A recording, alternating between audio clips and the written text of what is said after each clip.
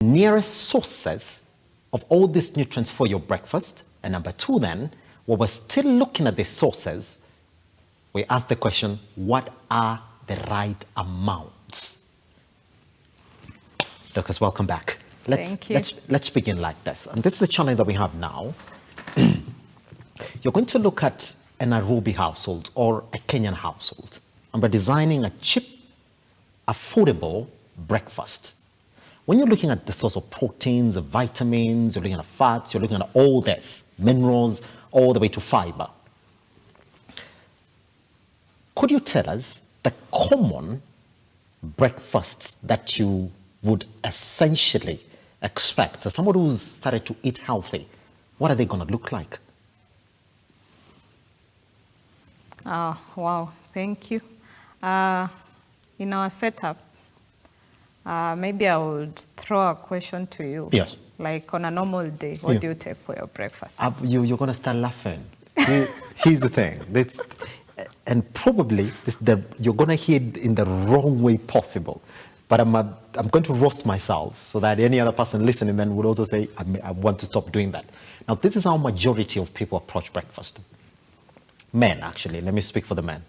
And they might say yes. Whatever you had last night,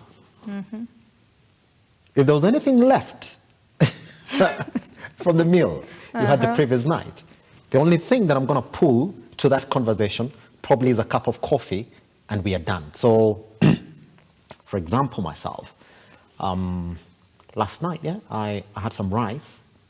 You said 3 bananas. Yeah, hold on. Oh, no. Oh, this morning.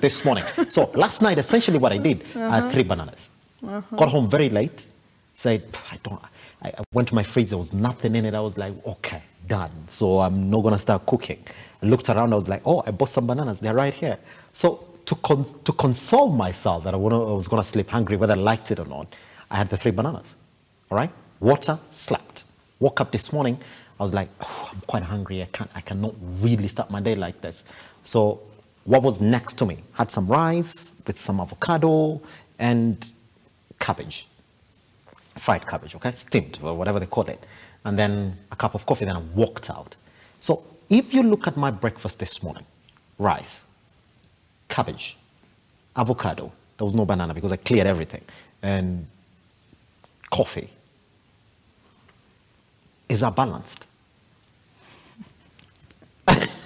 Rice, avocado, we are lacking one thing. What is it? The protein bit. Oh. What is the source of protein in your meal? Completely out, isn't it? But you assumed you had eaten a balanced one. Yeah. In fact, I enjoyed it. I was like, wow, we are eating in the morning. Best times ever. I would first respond by what you said most men do. Yeah. It's not a wrong practice, because looking also at the economy, you would want to cook a meal to span for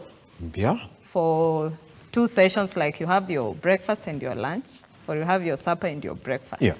The problem comes in the portions.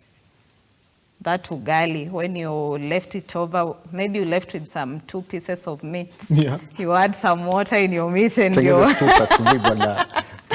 warm it up and let's start the day.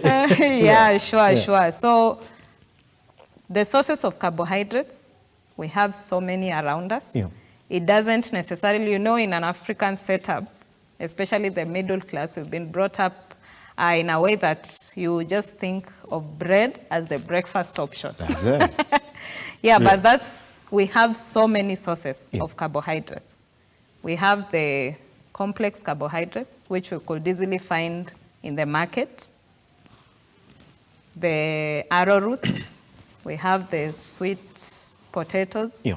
We have Irish potatoes. They are still a source of carbohydrates. We have green bananas.